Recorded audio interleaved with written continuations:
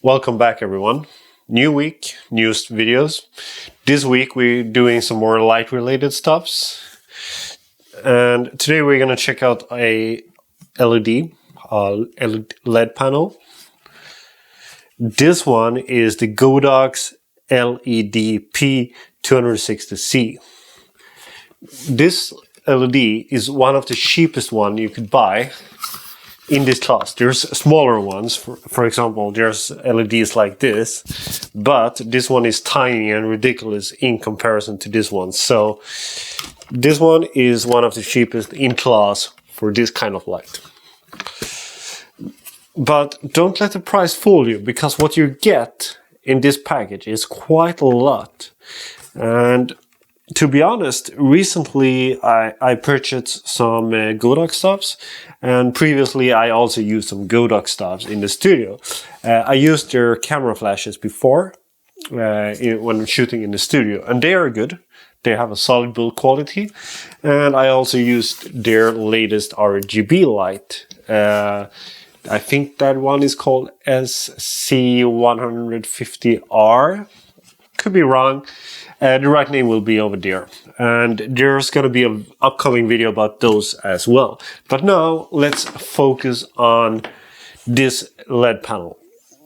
First of all, the panel itself, the area where the light is all white, and it's covered in very small LEDs. When looking on it like this, they are not really visible, so to say. So just my first impression here is that it don't give that hard light like some LED panels gives, where all the LEDs are just like spread out evenly. So this seems to be a soft LED. I haven't tried it yet, so I'm just guessing. On the back of it, you have the control board where you could adjust the group, you could start it, and you could adjust the brightness and color temperature of it. It is a bicolor, and that's really good. And could you guess what the price is for this? The price is around 900 Swedish crowns. That is equal to about 90 bucks. But the price probably going to differ some. I paid around 900 crowns for it, 90 bucks.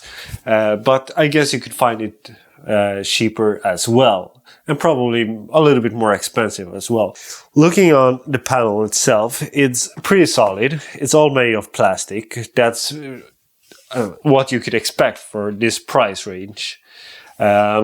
But plastic is pretty good, because plastic is lightweight as well, so you should not complain about that. Besides the panel, you get a remote, so you can control this with a remote. How many lights do you get a remote that is included?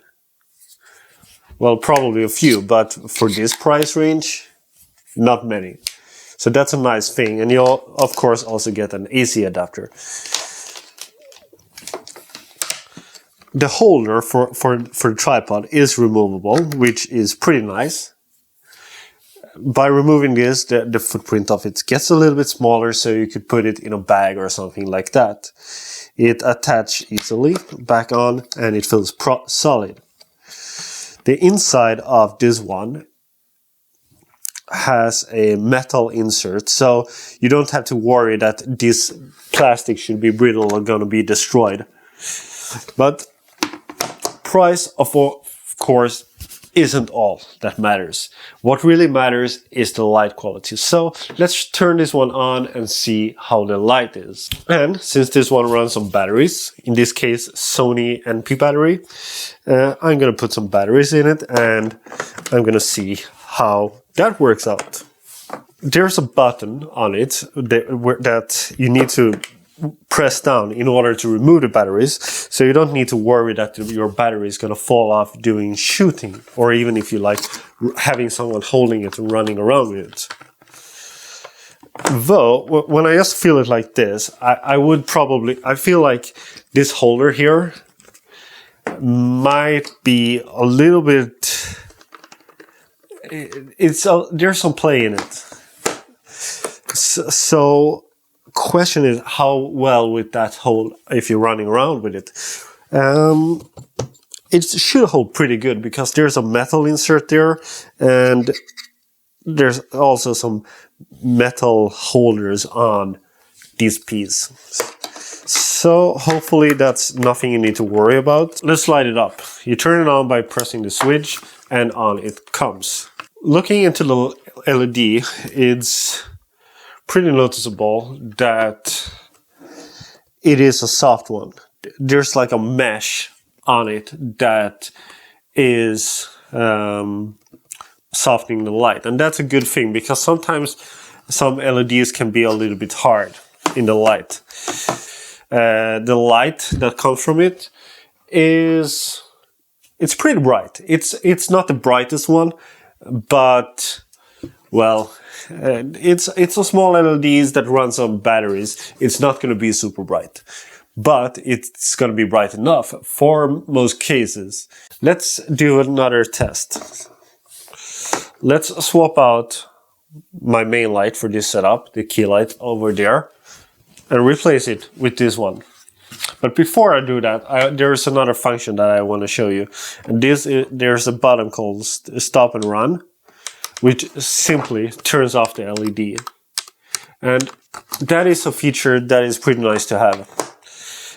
Because what that means is that you don't need to reach out for the bigger button in order to turn it off. Because sometimes when you're putting your light on, you want to toggle it on and off.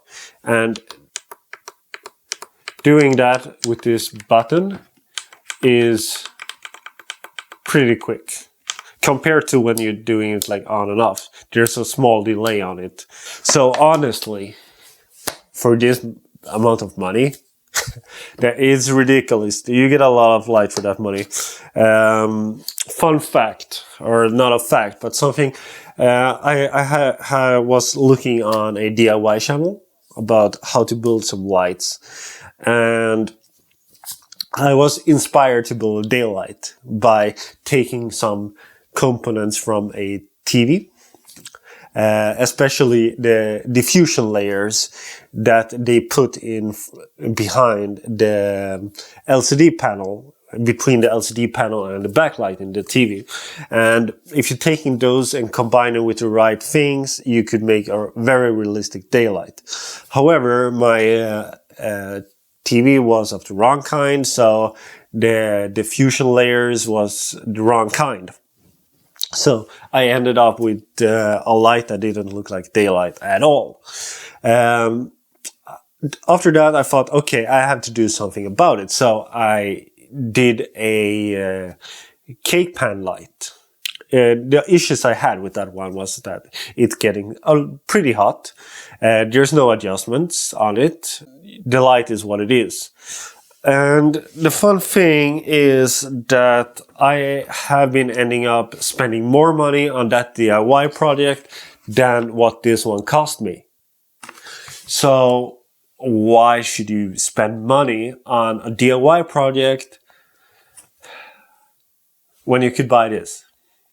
Well, there is the thing that it's pretty fun to do the DIY projects, but if you want to do a DIY to be like economic, maybe you need to rethink that.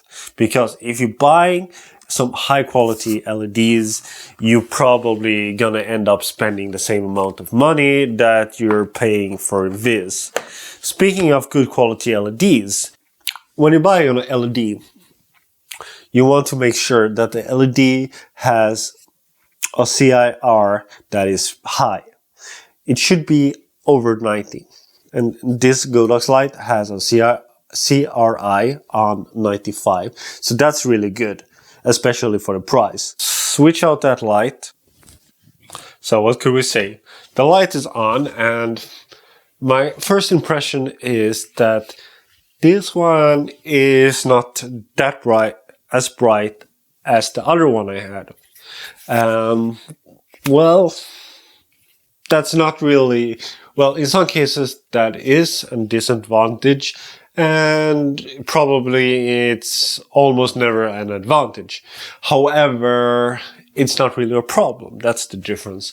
Because you can always move the light a little bit closer and achieve that.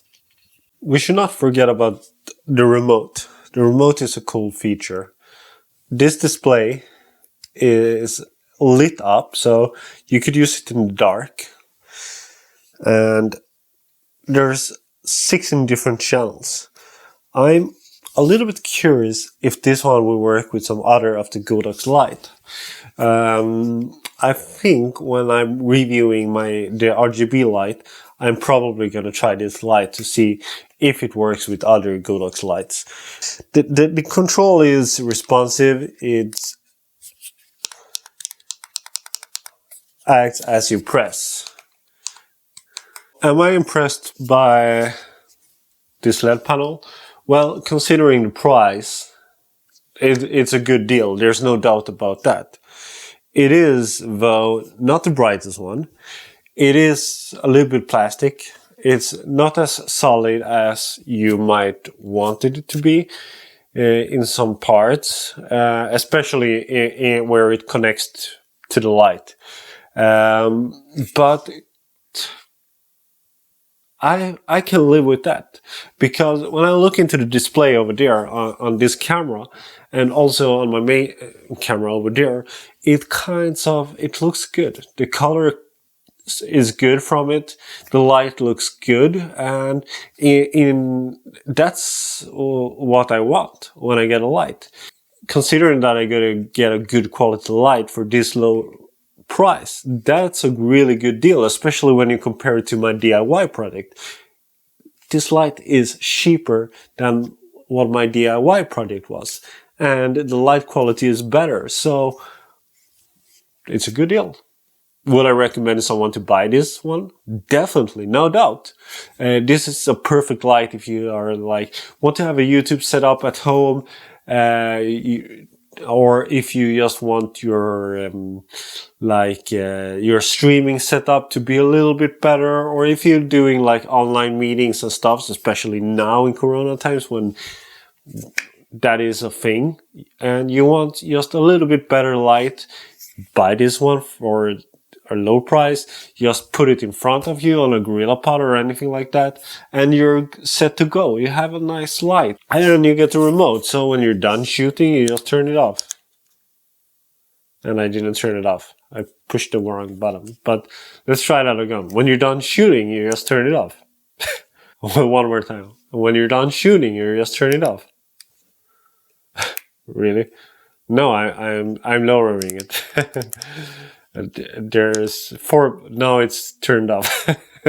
There's 4 buttons on. There's 5 buttons on this remote, and I can't really. And there's a symbol here, the cubicle on and off symbol, and I'm somehow pressed the minus symbol when I want to turn it off. That makes sense, right?